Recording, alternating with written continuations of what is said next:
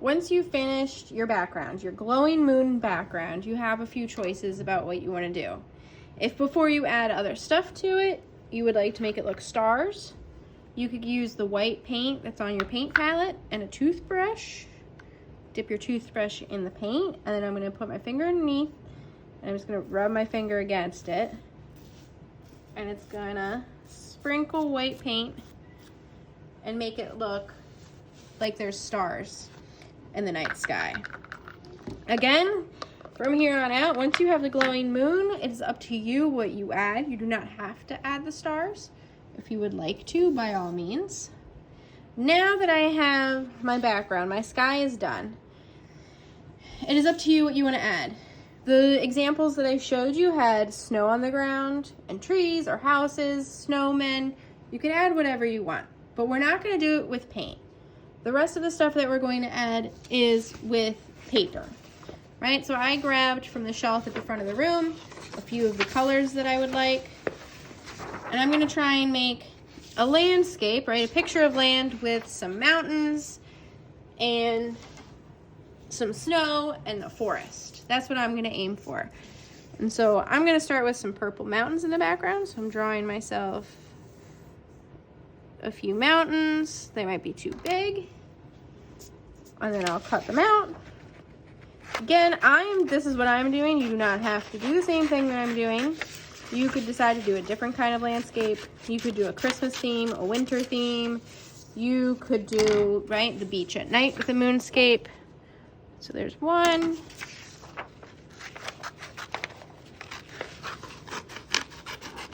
Along the line. All right, so I want my mountains in the back, so I'm doing them first.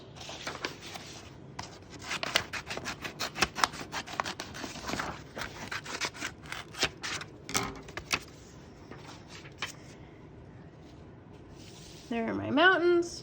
I'm going to use the glue.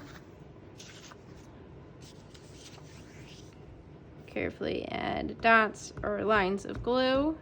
There are also, if you do not like using a glue bottle, I have glue sticks out this year. They live in their own bin on the shelf.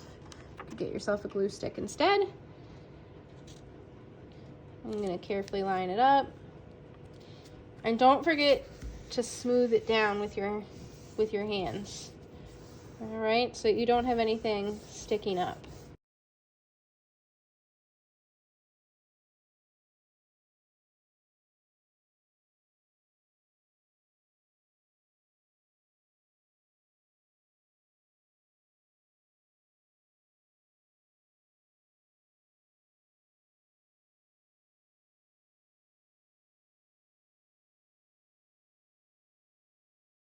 And I'm doing this in layers. I also want snowy ground. So I got myself some white paper, except you don't need it that big. So then I'm gonna do, again, I'm drawing the line that I would like. And then I'm gonna cut it out.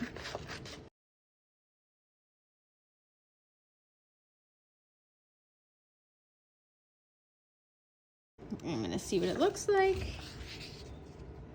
Oh yeah. See how as I'm layering it, it's looking like a landscape. There's mountains behind it. There's mountains far away, and then I put snow down on top of it. And I'd glue it. I'm gonna use the dark green paper to make a big tree to add on. There's brown paper over there if you wanted, and red paper if you wanted to cut out buildings, right? You could cut out lots of colorful buildings and make a city. At night, you could cut out yellow squares to make it look like it's got lights on at nighttime. Here you have so many choices of what you want to do. You could do the woods, right? You could then get brown paper and cut out like a gingerbread house. You could get the tan paper and do sand and blue paper for a beach. Make an ocean. Oh, that's a wonky looking Christmas tree, or a tree in general. Doesn't have to be a Christmas tree, it could just be a pine tree. Looks a little wonky. And then I could keep adding to it. right? If you don't finish this today, you'll have another day to keep adding to it. All of your scraps, there should be a box on the back table that all of your scraps that can be reused to go in. Your artwork should be on the drying rack. Your glue bottles, please make sure you close them up so that the glue doesn't spill out onto the collectors. And if you used a glue stick, that you have put that cap back on.